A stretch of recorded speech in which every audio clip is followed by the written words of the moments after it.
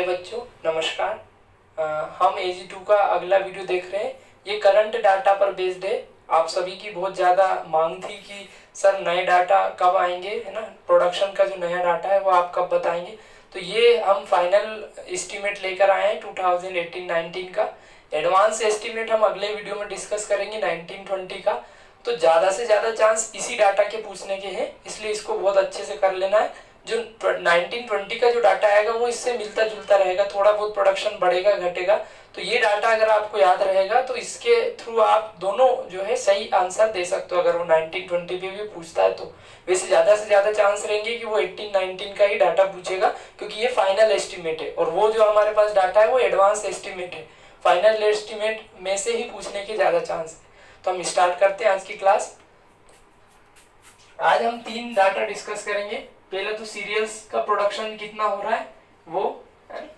उसके बाद हम डिस्कस करने वाले हैं पल्सेस के बारे में, पल्सेस का प्रोडक्शन कितना हुआ। Then we discuss about oil seeds, है ना, and commercial crops.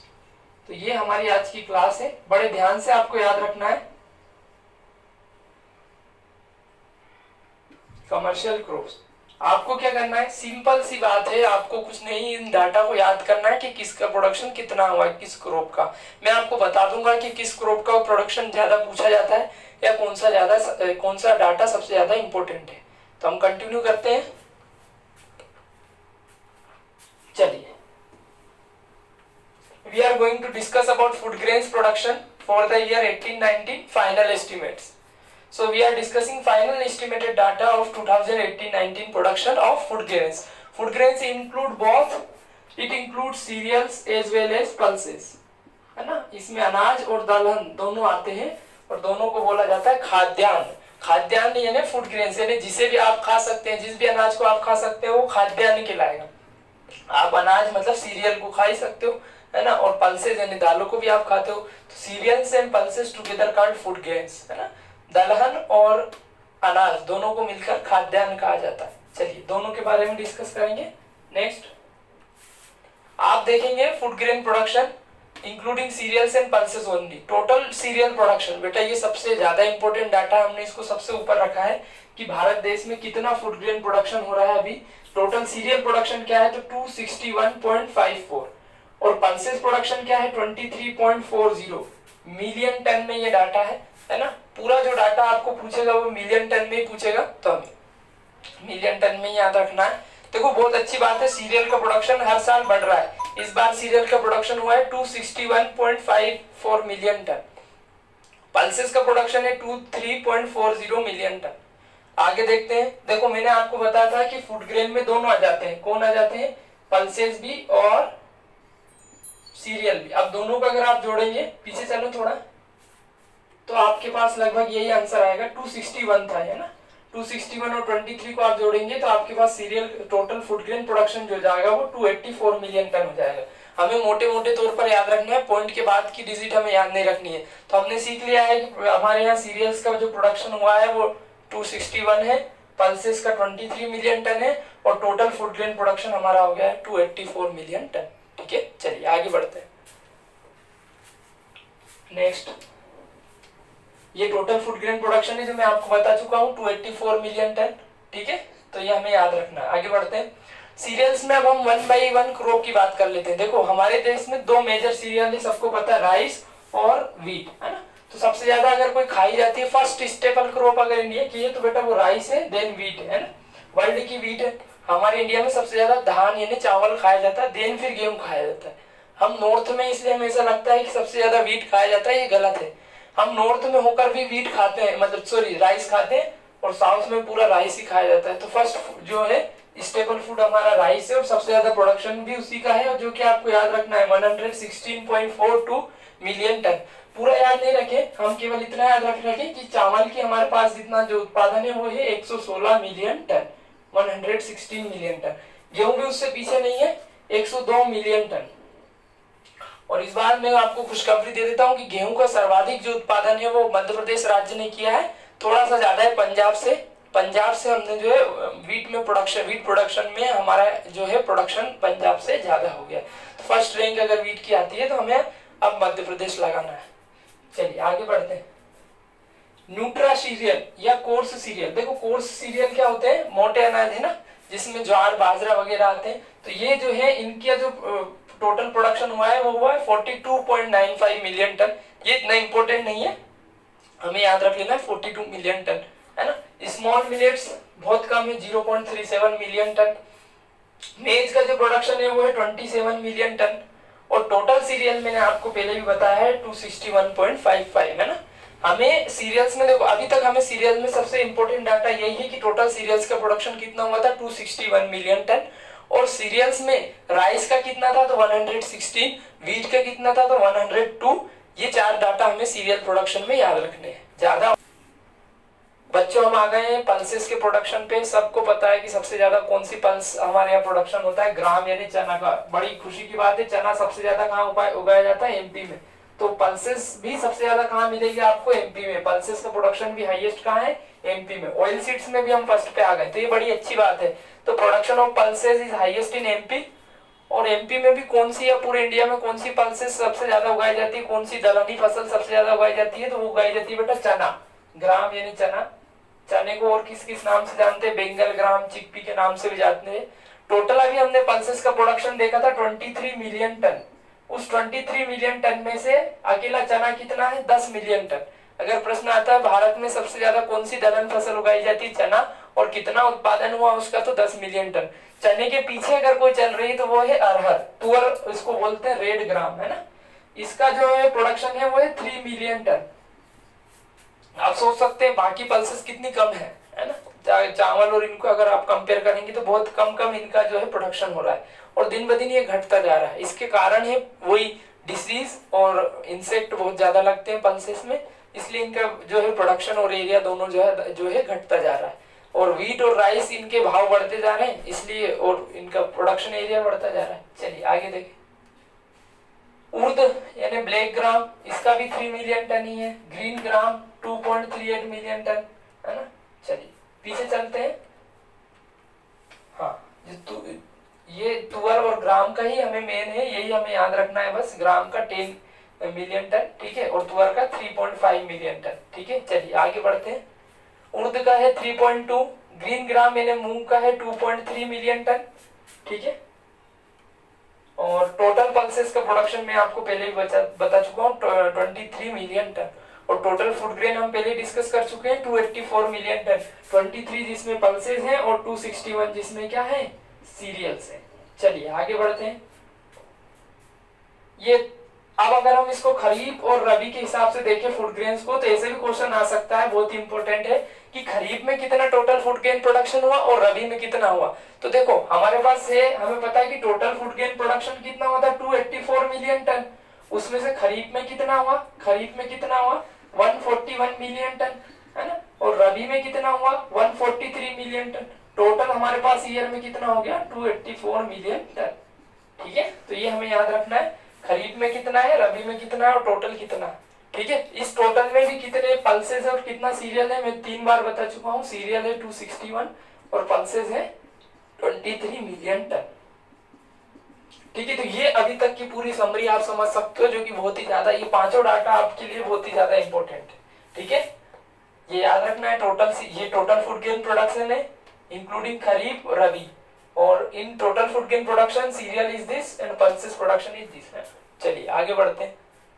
Now we are going to discuss about commercial crops which includes oilseeds and other crops like cotton, sugarcane, etc. Their production we are going to discuss. Let's go.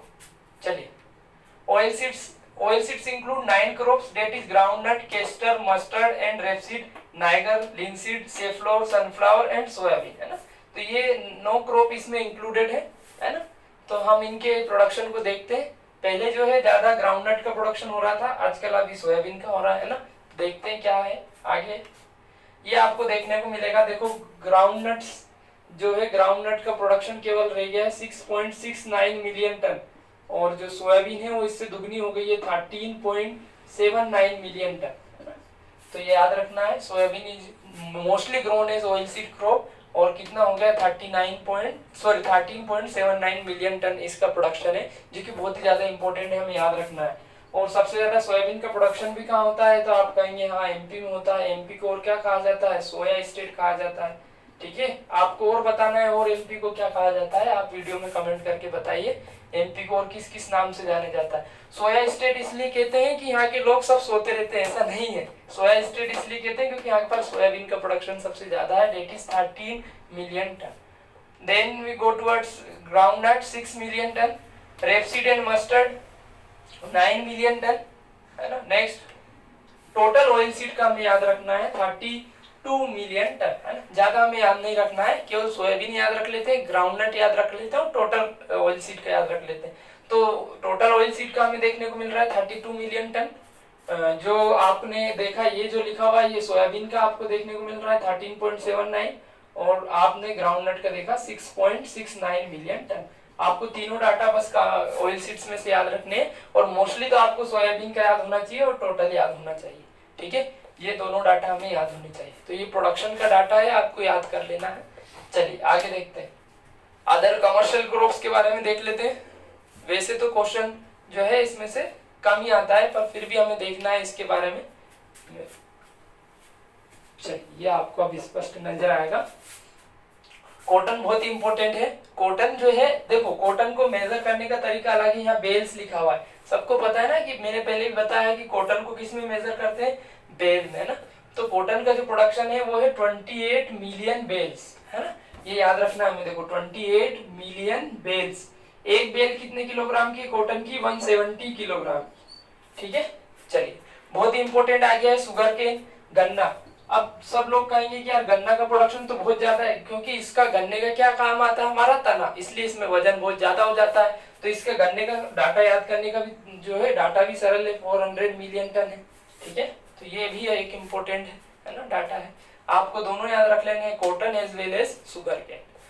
ठीक है, चलिए jute and mesta, है ना। Jute and mesta के बारे में भी आपको याद रखना है। जूट कितना, जूट एंड मेस्टा दोनों मिलाकर कितना हो रहा है, 9.67 मिलियन बेल्स। अब आपको इनका याद रखना है, जो जूट की जो बेल होती है वो होती है 180 किलोग्राम की और जो मेस्टा की होती है वो 181 किलोग्राम की होती है। जूट बहुत इंपॉर्टेंट क्रॉप बनती जा रही है फाइबर क्रॉप में। जूट में जो फर्स्ट स्टेट है वो है वेस्ट बंगाल। ठीक है, और जूट का सबसे ज्यादा एक्सपोर्ट अगर कोई कर रहा है तो वो कर रहा है बांग्लादेश। दुख की बात है, हम बांग्लादेश से भी पीछे हैं जूट प्रोडक्शन में और जूट के एक्सपोर्ट में, पर फिर भी वेस्ट बंगाल में इसका बहुत ज्यादा प्रोडक्शन हो रहा है। फाइबर क्रॉप है, आप जो बोरे देखते हैं, है ना, मंडियों में, वो जूट के बने रहते हैं।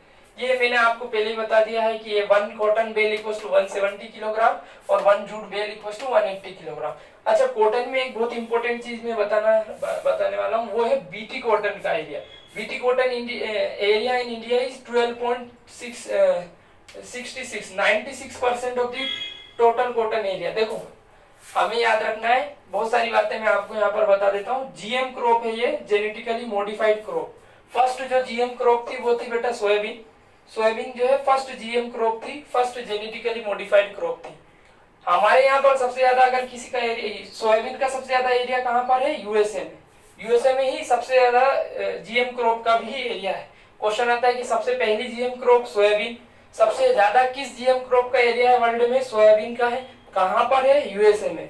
अब हमारे इंडिया की बात कर लेते हैं। इंडिया में भी जीएम क्रॉप बोई जाती है, पर यहाँ पर सोयाबीन ना बोकर क्या बोया जाता है, जीएम क्रॉप में जीएम कॉटन बोया जाता है, जेनेटिकली मॉडिफाइड कॉटन। इसमें जीएम क्रॉप में हमारी रैंक कौन सी है, 5th। और हम कौन सी क्रॉप बो रहे हैं, कॉटन। हमारे यहाँ जितना भी कॉटन बोया जा रहा है उस टोटल कॉटन एरिया में से 96% जो बोया जा रहा है वो कौन सा कॉटन है, बीटी कॉटन है। बीटी कपास इसको हिंदी में बोलते हैं, डेट इज बैक्टीरियल बैसिलस थुरिंजिनेंसिस। ठीक है, इसके बारे में और बातें हम बाद में करेंगे। देखो ये देखने को आपको मिल रहा है ना। तो आपको याद रखना है, बहुत ही इंपॉर्टेंट है कि हमारे यहाँ बीटी कॉटन का एरिया इतना है और टोटल कॉटन के एरिया का 96% कौन सा कॉटन बोया जा रहा है, बीटी कॉटन। आगे देखते हैं, BT cotton area is highest in Maharashtra. Maharashtra में सबसे ज्यादा कॉटन का एरिया है और फॉलोड बाय गुजरात, और उसके बाद कौन है, गुजरात है। अच्छा, शुगर केन का सबसे ज्यादा एरिया कहाँ पे मिलेगा आपको, शुगर केन का सबसे ज्यादा एरिया मिलेगा यूपी। ठीक है, चलिए BT cotton is the only GM transgenic crop cultivated in India. देखो भारत कौन सी जीएम क्रॉप कल्टीवेट कर रहा है, बीटी कॉटन। अमेरिका कौन सी कर रहा है, सोयाबीन। इंडिया रैंक्स 5th, मैंने पहले बता दिया था आपको कि भारत की जो रैंक है ग्लोबल प्रोडक्शन में, ग्लोबल कल्टीवेशन में जीएम क्रॉप में, वो कौन से नंबर पर है? 5th नंबर पर है। फर्स्ट पे कौन है? यूएसए। चलिए आगे बढ़ते हैं। India is the largest producer of BT cotton in the world. BT cotton में हम पहले नंबर पर हम, क्योंकि एक ही जीएम क्रॉप उगाया है, वो है बीटी कॉटन। और वैसे अगर टोटली देखें हम जीएम क्रॉप के एरिया में, कि भाई ये ना देखें कि क्रॉप कौन सी उग रही है, बस ये पूछे कि जीएम क्रॉप सबसे ज्यादा कौन सी कंट्री में लगी हुई है, तो वो लगी हुई है यूएसए में। हमारे यहाँ कौन सी लगी हुई है? बीटी कॉटन लगी हुई है, और हम इसका सबसे ज्यादा प्रोडक्शन भी कर रहे हैं। चलिए आगे बढ़ते हैं। ये एरिया है major crop, food grain crop का, बहुत इंपॉर्टेंट है। अभी हमने जो पढ़ा था बेटा वो था प्रोडक्शन।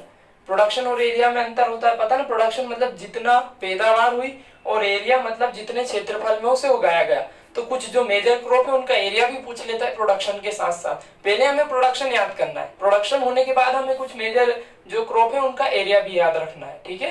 तो अभी हम देखने वाले हैं राइस। राइस का जो एरिया है वो है 43 मिलियन हेक्टेयर। अब कोई पूछता है कि कौन सा ऐसा सीरियल है जिसका सबसे ज्यादा एरिया और प्रोडक्शन है इंडिया में, तो हमें आंसर देना है राइस। एरिया, प्रोडक्शन भी हमने देखा था, मैं फिर से दोहरा देता हूँ, 116 मिलियन टन था, और एरिया भी कितना है? 43 मिलियन हेक्टेयर। एरिया को काय में नापेंगे? मिलियन हेक्टेयर में। वीट का जो प्रोडक्शन था वो था 102 मिलियन टन, और एरिया जो है वो 29 मिलियन हेक्टेयर। तो कौन सा ऐसा सीरियल है जिसका एरिया भी सबसे ज्यादा है? तो राइस, और जिसका प्रोडक्शन भी सबसे ज्यादा है तो राइस। मैंने आपको यहाँ दोनों चीजें कंपेयर करके बता दी है। The cultivated area for rice in 2018-19 is 43 million hectare and its production is 116 million ton, while that of wheat having second rank in area 29 million hectare and its production is 102 million ton। चलिए आगे बढ़ते हैं। कुछ pulses के बारे में मैं बता चुका हूँ आपको, है ना?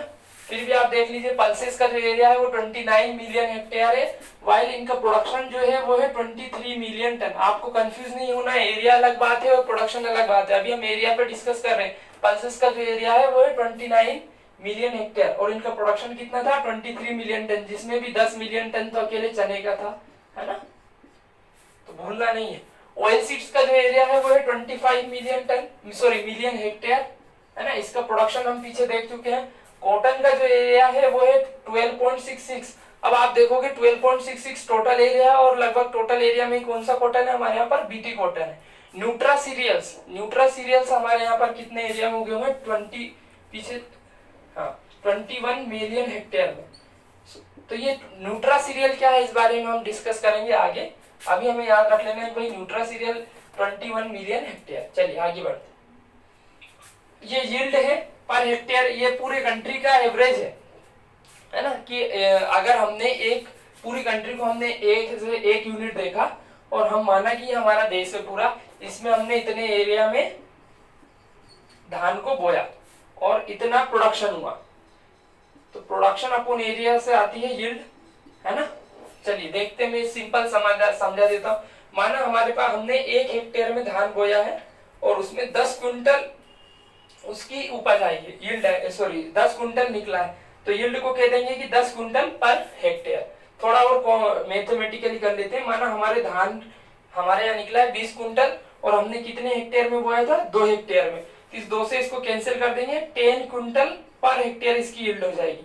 पर हेक्टेयर मतलब 1 हेक्टेयर में से कितना धान आपके पास आ रहा है, ये उसकी यील्ड हो जाती है। ठीक है, सिंपल ही बात है ना? हम गांव में कहते हैं एवरेज, की कितने का एवरेज दिया, वो हम जो जोड़ते हैं वो बीघा से देखते हैं।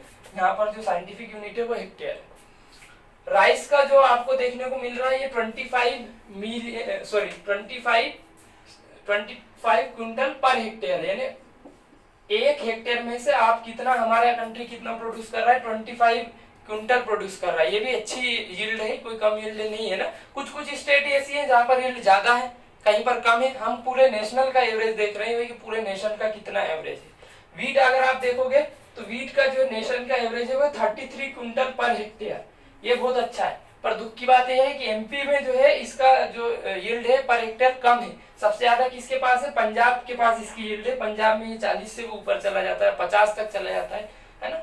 तो ये बहुत ही इंपॉर्टेंट बात है। यील्ड जो है कंट्री सॉरी हमारे पूरे नेशन वाइज देख रहे हैं। राइस की जो यील्ड है वो है 25 क्विंटल पर हेक्टेयर, वीट की जो है वो है 33 क्विंटल पर हेक्टेयर, और मेज की जो है वो है 30 क्विंटल पर हेक्टेयर।